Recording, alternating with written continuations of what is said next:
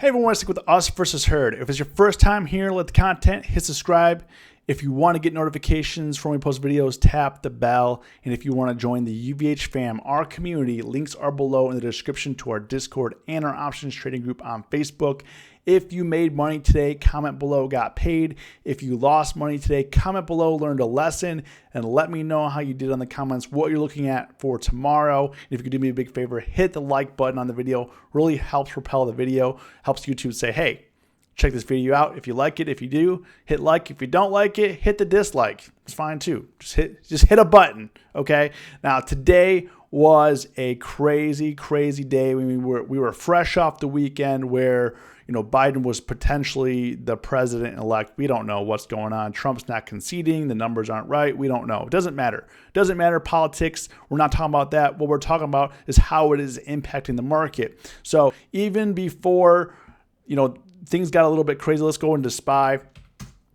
Pre-market last night, things ripped up. Pre-market was up pretty high in after hours last night after whatever happened over the weekend due to, them announcing, or the news networks announcing Biden was going to be the projected winner, not the actual winner, because we know the Electoral College doesn't actually vote until mid-December.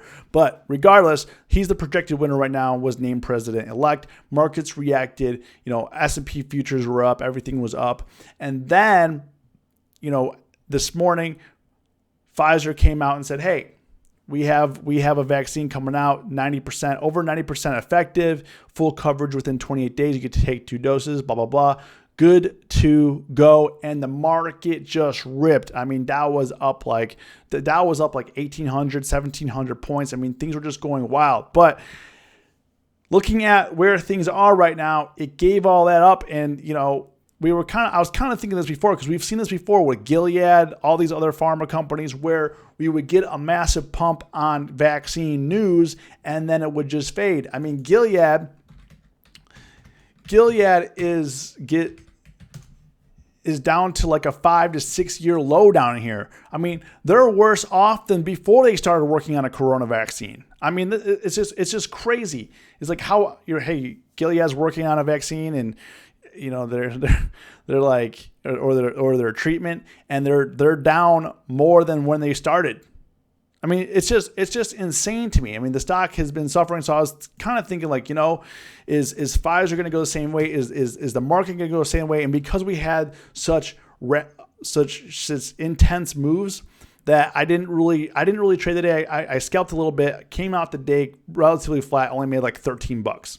I mean, barely did anything because I was mostly just an observer today, kind of seeing like what's going on. It's Monday. They ripped it up high. I mean, right out the gate, we saw Pfizer just kind of rip down low. I mean, it came back, but it's not looking good. Pfizer, I mean, thick red candle, just rejection right at 41.99 right at open. I mean, this thing just getting sold off.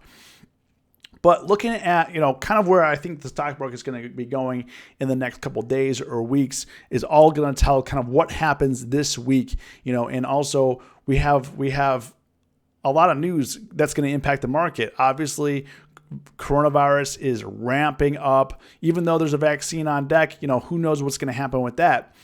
And then we also have our political situation. We don't know what's going to happen. Is Trump going to become president? Is Biden going to become president? We don't know. We don't know. Honestly, anything could happen at this point. We don't know. Right now, we don't have a determined person who will become president in January. Right now, it's kind of wishy-washy. So, with that in mind, the markets may have been reacting. I mean, if we're looking at, let's look at the S&Ps right today. S&Ps, we gapped up huge and then maintained and then faded. I mean, it's a little bit easier to see because you don't get the pre-market stuff. But SPX ramped up, kind of maintained, and then faded right at the end of the day. And if you look here, potential double top, it closed right underneath 35.92. Got rejected here with this candle. You can't really tell this candle doesn't look like this on SPY, but if you look at SPX, you look at S&P futures, same thing. And if I look at the S&P futures, same exact thing. Huge candle, close beneath here, and we could have a potential double top up in here, or a potential triple top. we're kind of seeing where things are headed right now. But I'm a little bit worried. I said this last week. I'm a little bit worried about double top. I'm a little bit worried about triple top. I'm not sure which direction we're going to go. So that's why I've been keeping my size relatively small. Now, if you look at the Qs today, I mean, all day long, we're just getting obliterated. I mean, we did gap up, but by the time we opened, we were basically back to break even. And then, all day long, it was just selling. I mean, Apple came all the way down. Apple swung from 121, came all the way down, closed at 116.